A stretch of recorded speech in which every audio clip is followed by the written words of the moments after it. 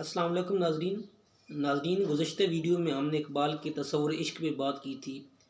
کہ اقبال کا عشق کے بارے میں کیا نظریہ ہے، اقبال کے عشق کے بارے میں کیا رائے ہے۔ ایک اور اہم ٹاپک جو اقبال کی شاعری میں موجود ہے، جو کلام اقبال میں موجود ہے، وہ یہ ہے کہ اقبال عشق اور عقل کا کمپیریزن کرتے ہیں، عشق اور عقل کا موازنہ کرتے ہیں اور پھر عشق کو عقل پہ ترجیح دیتے ہیں، عشق کو پریفر کرتے ہیں عقل پہ۔ تو اب اس کی ترجیحات کی کیا وجوہات ہیں وہ ہم ڈسکس کرتے ہیں۔ ناظرین، اس سے پہلے آپ کو میں بتا دوں کہ اقبال عقل کے بالکل مخالف نہیں ہے، عقل کے کلیتاً مخالف نہیں ہے، بلکہ وہ عشق کو ترجیح دیتے ہیں عقل پہ، لیکن عقل کی مخالفت نہیں کرتے، بلکہ صرف یہ نصیحت کرتے ہیں کہ آپ نے جو اعمال کرنے ہیں ان کی بنیاد عشق پہ رکھی جائے، کیونکہ عقل تنقید کرتی رہتی ہے۔ تو آج ہم ان وجوہات کو دیکھتے ہیں کہ اقبال نے عشق کو کیوں ترجیح دی ہے۔ تو پہلی جو وجہ ہے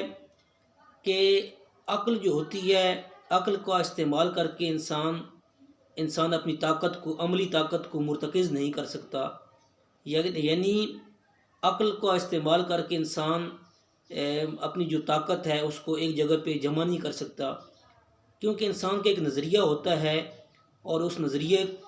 کی روشنی میں انسان پھر اپنی طاقت کو جمع کرتا ہے، یعنی اسی نظریے کے حصول کے لیے پھر انسان کوشش کرتا ہے۔ لیکن جو عقل ہے وہ مختلف بھیس بدلتی رہتی ہے، اس کے نظریات ہر وقت متغیر ہوتے ہیں، اس کے نظریات ہر وقت بدلتے رہتے ہیں۔ جس طرح علامہ نے فرمایا کہ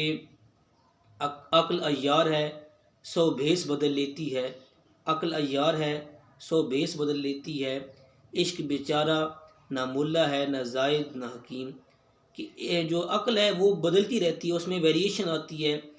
اس میں مستقل پن موجود نہیں ہوتا ہے، عقل کے جو نظریات ہیں وہ بدلتے رہتے ہیں۔ تو ایک اور جگہ اقبال جبرائیل کی ایک نظم ہے لینن خدا کی حضور، اس میں اقبال لینن کی زبانی یہ بیان کرتے ہیں کہ لینن خدا کی حضور کہتا ہے کہ میں کیسے سمجھتا کہ تو ہے یا کہ نہیں ہے، میں کیسے سمجھتا کہ تو ہے یا کہ نہیں ہے، ہر دم متغیر تھے خرد کے نظریات، یعنی خرد جو تھی وہ ہر وقت بدلتی رہتی تھی، خرد میں ویریشن تھی، اس لیے میں نہ سمجھ سکا کہ تو ہے یا نہیں ہے۔ تو کہنے کا یہ مقصد ہے کہ عقل جو ہے وہ بدلتی رہتی ہے، عقل کے جو نظریات ہیں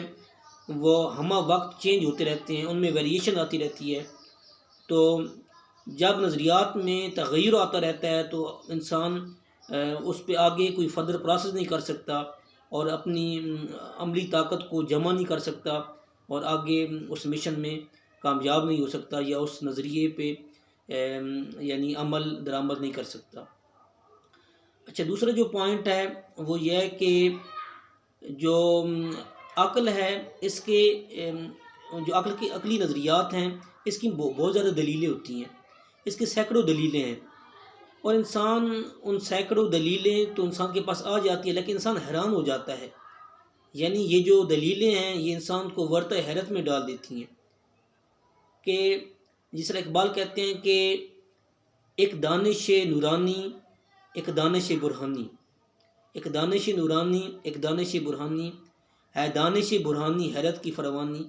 یہ جو اقبال دانش برہانی کا ذکر کرتا ہے یہ عقل کی بات ہو رہی ہے کہ جس کے پاس بہت زیادہ دلیل ہے، اتنے زیادہ دلائل موجود ہیں کہ انسان حیرت کی فروانی، کہ انسان کی جو حیرت ہے وہ بہت زیادہ بڑھ جاتی ہے، انسان بہت زیادہ حیران ہو جاتا ہے، اتنے زیادہ جو نظریات ہیں، نظریات کے پس پردہ اتنے زیادہ دلائل موجود ہیں کہ انسان دنگ رہ جاتا ہے۔ اس لیے اقبال عشق کو پریفر کرتے ہیں، عشق کو ترجیح دیتے ہیں۔ تیسری جو وجہ یہ ہے کہ عقل میں جرأت نہیں ہوتی، استقامت نہیں ہوتی، بہادری نہیں ہوتی، لیکن عشق تو بڑا دلیر ہوتا ہے، بہت بہادر ہوتا ہے اور بہت نڈر ہوتا ہے۔ جس طرح وہ مشہور شعر ہے کہ اقبال فرماتے ہیں کہ بے خطر کود پڑا آتش نمرود میں عشق، بے خطر کود پڑا آتش نمرود میں عشق، عقل ہے میوے تماشائے لب بام ابھی، کہ عقل ابھی کھڑی تماشے دیکھ رہی ہے جبکہ عشق نے کام کر ڈالا ہے۔ عشق بے خطر آتش نمرود میں کود پڑا ہے، یعنی وہ عملاً کام کرنے کے لیے تیار ہو گیا، جبکہ عقل جو ہے وہ ابھی تک تماشے دیکھ رہی ہے۔ تو یعنی جو عشق ہوتا ہے وہ بہت بہادر ہوتا ہے، دلیر ہوتا ہے، وہ اپنا فیصلہ کرنے میں بہت دلیر ہوتا ہے۔ ایک اور جگہ اقبال فارسی میں فرماتے ہیں کہ عقل صفاک است او صفاک تر، پاک تر چالاک تر بے باک تر، کہ جو عقل صفاک ہوتی ہے لیکن عشق صفاک تر ہے، یہ پاک ہے، چالاک ہے اور بے باک ہے، یعنی نڈر ہے، یہ اپنے فیصلہ کرنے میں آزاد ہوتا ہے۔ اس کے پاس عشق ایک ایسی طاقت ہوتی ہے کہ یہ اپنا جو عمل ہے وہ سر انجام دے دیتا ہے۔ اور چوتھی جو وجوہات بیان کی جاتی ہے کہ عشق کام بہت جلدی کر لیتا ہے، جبکہ عقل اسی کام کو دیر میں کافی ٹائم لگاتی ہے پرفارم کرنے میں، یعنی اسے کافی دیر چاہیے ہوتی ہے، لیکن عشق جلدی سے وہ کام کر ڈالتا ہے۔ عشق میں ایسی طاقت ہوتی ہے کہ وہ اسی کام کو جلدی سے سر انجام دے دیتا ہے۔ اقبال کا شعر ہے کہ می نداند عشق سال و مارا، عشق سال و ماہ کو نہیں جانتا، عشق سال و ماہ کو نہیں جانتا، مدت کو نہیں جانتا، اور دیر و زود و نزد و دور راہ را، کہ عشق اس چیز کو نہیں دیکھتا کہ دیر کتنی ہے، جلدی کتنی ہے، اور یعنی عشق سال کو نہیں دیکھتا، مہینوں کو نہیں دیکھتا، یعنی ایک کام کو جلدی سے پرفارم کر دیتا ہے۔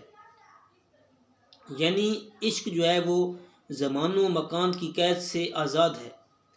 عشق کے کام کو جلدی سے پرفارم کر ڈالتا ہے، عشق میں اتنی طاقت موجود ہوتی ہے۔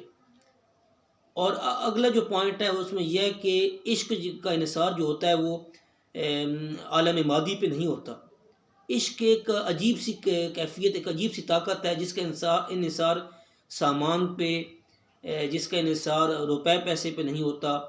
جس کا انحصار مادی وسائل پہ نہیں ہوتا۔